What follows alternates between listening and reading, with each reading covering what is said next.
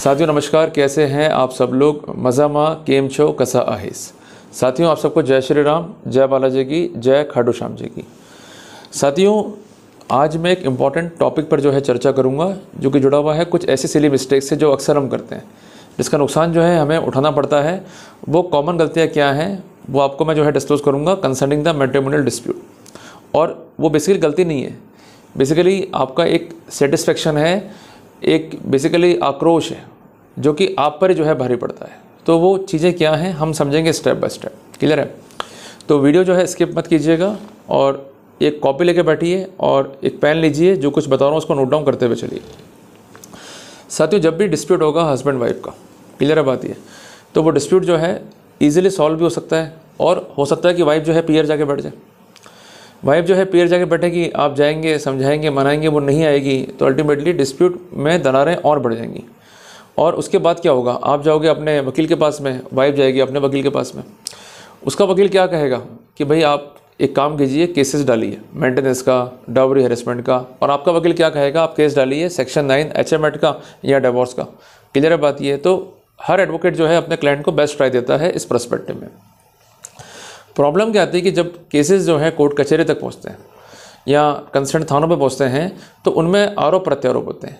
और खासकर जब वाइफ हम पर आरोप लगाती है तो हमारा जो मेल ईगो है वो हिट हो जाता है। उदाहरण के लिए उसने कहा कि आपके जो पिताजी हैं वो उस कंसेंट बहू को जो है छेड़ते हैं, उसके पति जो है गंदी निगाह रखते हैं। ये आरोप हो सकते हैं।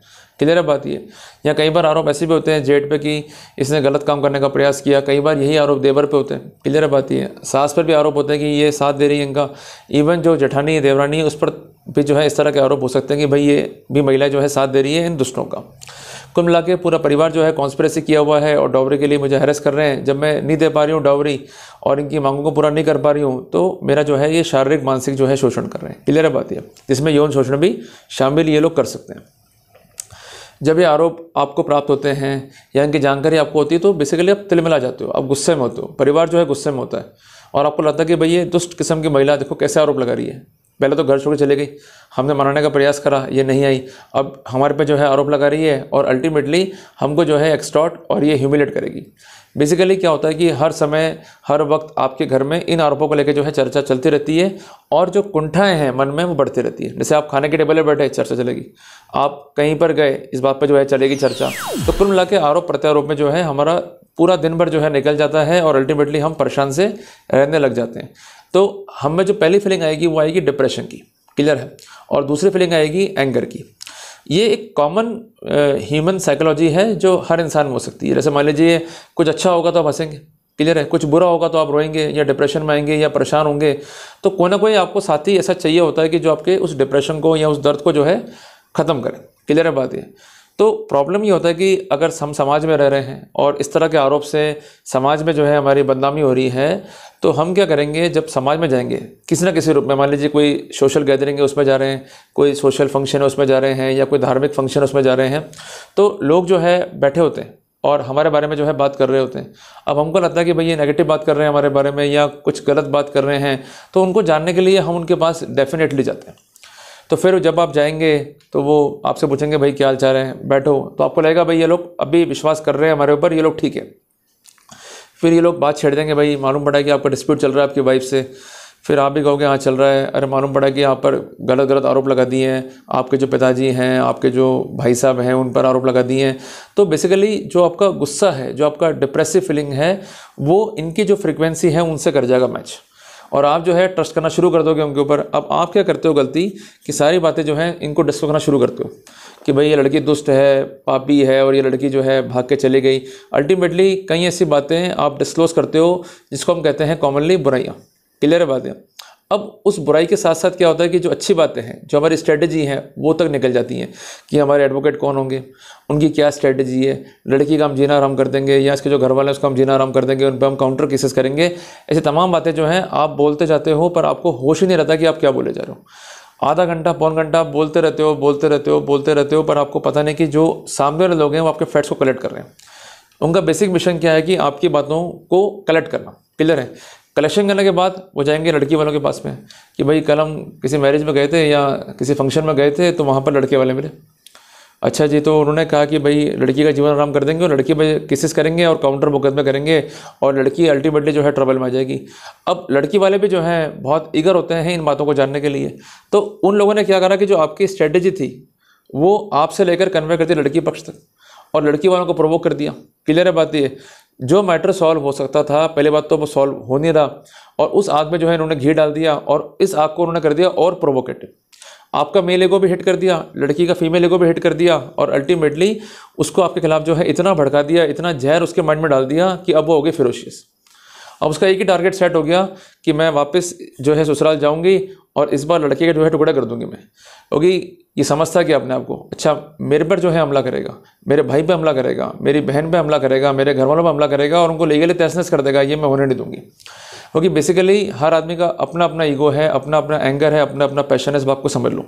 फिर लड़की जो है कई बार ऐसा होता है कि अचानक से घर में रहती है आपके और वो कहते हैं भाई सब बातें ख़त्म करो, भूल जाओ और अपन जो है अच्छे से रहेंगे और आपको भी लगता है भाई सब कुछ ठीक हो गया अब कि लड़की वाले जो है घबरा गए, लड़की इसलिए आ गई।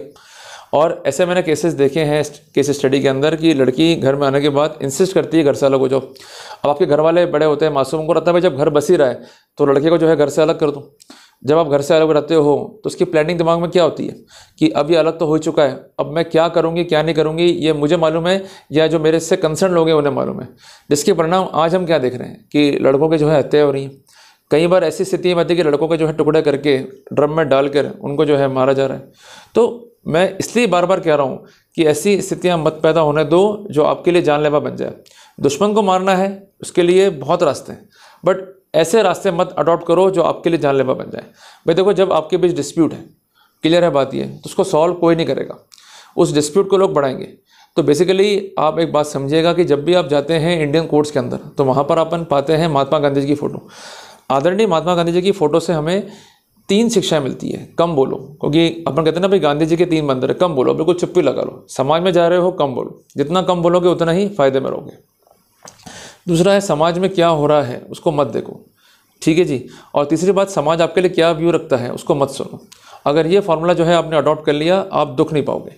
अदरवाइज़ क्या होगा, आप उनको देखोगे तो उनके जो हाव भाव हैं उससे आपको लगेगा भाई आपके बारे में बुराई कर रहे हैं या कुछ ऐसी बातें कह रहे हैं जो आपको अफेक्ट कर सकती हैं या करने जा रही है। तो आप उन बातों को मिनिमाइज़ करने के लिए या अपना स्पष्टीकरण देने के लिए तुरंत जो है अप्रोच करते हो। वो आपको प्रोवोक करते हैं, उस प्रोवोकेशन में हम बातें कहते जाते हैं कहते जाते हैं कहते जाते हैं और कई बातें ऐसी होती है जो हमें नहीं कहनी है, जो मैंने आपको बताया भी है, वो लड़की वालों तक कन्वे हो जाती हैं और लड़कियाँ जो है आपकी जान के दुश्मन बन जाती हैं। क्लियर है बात ये। तो इसलिए बार बार मैं कह रहा हूँ कि डिस्प्यूट्स पैदा ना हो, डिस्प्यूट्स और ना बढ़ें, तो बेटर ये है कि from inception we should keep silence. Clear है। और दूसरी बात ये है कि एक हैबिट डालो, क्लियर है, खुद के लिए भी और लड़की पक्ष के लिए भी। खुद के लिए हैबिट क्या है कि जब भी आप रिश्ते में हो और अपना घर चला रहे हो आप और घर आपको चलाना है बहुत बढ़िया, तो कम से कम बोलो अपने ससुराल वालों से। बेसिकली प्रॉब्लम ये होती है कि हम उस समय को मुँह लगा लेते हैं, फिर उनको लगता है कि ये तो बड़ा कैजुअल चीज़ है और फिर उसके पूरे मज़े ले लेते हैं और अल्टीमेटली जब वो आप पर हावी होने की कोशिश करते हैं, आप प्रतिकार करते हो, तो फिर आप ही मारे जाते हो। क्लियर है बात ये। तो शुरू से हैबिट रखो, खुद के लिए संयम रखो, चुप रहने की हैबिट डालो। ससुराल में क्या हो रहा है ना आपको सुनना है ना देखना है ना उस बारे में कमेंट करना है, चुपचाप बैठ जाओ। और अगर आपने स्ट्रेटेजी ले ली 50% डिस्प्यूट जो हैं वहीं हो जाएंगे मिनिमाइज। क्लियर है। डिस्प्यूट्स का बेसिक कारण क्या है कि हमारा ओवर रिएक्शन देना, कि ससुराल में पहुंच गए तो कई लोग आके मिल लेते हैं और फिर अल्टीमेटली जो है हमको लगता है कि ये हमारे अपने ही हैं। वो आपके अपने हैं, मैं मना नहीं कर रहा हूँ, बट कई बार ऐसा होता है कि अधिक बोलने से आपका जो अस्तित्व है वो ही खत्म हो जाता है और आपके साथ कैजुअल बिहेवियर जो है शुरू होता है। फिर अल्टीमेट डिस्प्यूट जो है जब बढ़ते हैं तो परवाह नहीं पालते आपकी। तो इस बात पे विशेष जो है आपको जोर देना है। और दूसरी बात यह है कि जो आपकी वाइफ है उसको कोई भेद नहीं देना है। और कहा भी गया है ना शास्त्रों के अंदर कि अपने जो भेद हैं वो अपनी वाइफ को ना दें, अगर जितना भेद दोगे वो आपको भेद देगी। मैं बहुत क्लियर कट बात कर रहा हूँ ये। और तीसरी इंपॉर्टेंट बात ये कि अगर वाइफ चली गई है, डिस्प्यूट है, तो उसको रिजॉल्व करें। डिस्प्यूट सॉल्व नहीं हो रहे हैं तो basically we have to move forward for mutual divorce. पर इसका मतलब ये नहीं कि जब भी कोई सोशल फंक्शन हो रहा है, सोशल गैदरिंग हो रही है, वहाँ जाके आप वाइफ की बुराई कर रहे हो या कोई अन्य जना बुराई कर रहा है उसको आप सुन के अपना डिफेंस स्ट्रेटेजी जो है आउट कर रहे हो। नुकसान आपका ही है, आप कुछ नहीं पाओगे इस खेल में, बट गवाह बहुत कुछ दोगे। क्लियर है बात ये। तो बेसिकली जो मेरा रिसर्च था, जो मेरा ऑब्जर्वेशन था, वो मैंने आपके साथ शेयर किया है। तो ये बेसिक बातें हैं, मोटे मोटे पॉइंट है, जिस पर आप लोगों को जो है जोर देना होगा और सदैव जो है इन बातों को ध्यान रखना होगा। तो आप आज से जो है कसम खा लो कि जब भी कोई बात है, कोई लीगल स्ट्रेटजी है, कोई लीगल डिफेंसेस हैं, तो वो सिर्फ डिस्कस करना है अपने को अपने एडवोकेट से। आपका मित्र है, even though he is having the profession of a lawyer, जब तक वो प्रोफेशनली एंगेज नहीं है आपसे, अपना केस डिस्कस मत करो, आप ही मारे जाओगे। समाज में जाओ तो आप बातें समाज की करो, ना कि अपने घर की करो। क्लियर है बात है। अगर बातें करोगे अपने घर की या कोई प्रोवोकेटिव स्टैंस पर अपना डिफेंस जो है आउट कर दोगे, तो वहाँ पर आप ही मारे जाओगे। तीसरी बात है, आपके माइंड में क्या चल रहा है, आप कौन सा लॉयर रखे हुए हो, कैसा आपको लड़ाई लड़नी है, क्या आपकी स्ट्रेटजी है, अपने तक रखो। चौथी बात है कि कम बोलने की हैबिट डालो, कम देखने की हैबिट डालो और कम सुनने की हैबिट डालो। और देखो, समाज कोई भला नहीं करेगा आपका, समाज सिर्फ आया है आपके मजे लेने के लिए, ये बात वहाँ में सेट कर लो। समाज में जाओगे तो आपकी बुराइयां भी होंगी और आपकी अच्छाइयाँ भी होंगी, बट मोटी मोटी बात है कि उन बुराइयों और अच्छाइयों से जो खुशियाँ चली गई हैं जीवन से, वो आपके लाइफ में दोबारा नहीं आ सकती हैं। क्लियर है। तो आपको जो सुख मिलना है या जो अच्छी चीज़ मिलनी है, वो आपके अपने कर्मों से आएंगी, आपके अपने एफर्ट से आएंगी। समाज कोई आपकी हेल्प नहीं करेगा। आप शादियाँ करते हो, समाज को बुलाते हो, 1000-2000 आदमी आते हैं, खाना खा लेते हैं, और अल्टीमेटली जब केस होता है तो कौन भुगतता है? आप ही तो भुगतते हो। कहाँ गए वो लोग उस समय? आप उनको कहो भाई तुम लोग एडवाइस देना तो आ रहे हो, बेटर ये कि थोड़ी सी मेरी फाइनेंशियल हेल्प भी कर दो, सारे के सारे भाग जाएंगे। क्लियर है बात ये कि भाई मेरे एडवोकेट साहब किसी अन्य राज्य में, अन्य ज़िले में, आप मेरे साथ चलो, मेरी हेल्प करो। जाएंगे नहीं। पुलिस जो है बयान लेने आ रही है, आप मेरी हेल्प कर दो, आएंगे नहीं हेल्प करने आपकी। तो कहने की बात है कि ये लोग दोगले बहरूपीय हैं और उन लोगों की तरह हैं जिनका काम है भिड़ाना और पति पत्नी के बीच में जो है आग लगाना और दरार को जो है और बढ़ा देना, ताकि ये कभी मिल ही नहीं पाए। क्लियर है बात ये। तो इसलिए आप जो सिली मिस्टेक्स हैं उसको अवॉइड करें और जो अपनी हैबिट्स हैं उसमें बदलाव करें, और जितना आप समझदारी से काम करेंगे, जितना आप स्ट्रेटेजिकली वर्क करेंगे, उतना ही जो है फ़ायदे मिलेंगे। क्लियर है। तो इन बातों में जो है जोर दे लें। Rest there is no need to worry. मिलते हैं एक नए टॉपिक के साथ। टिल देन, जय हिंद, जय भारत।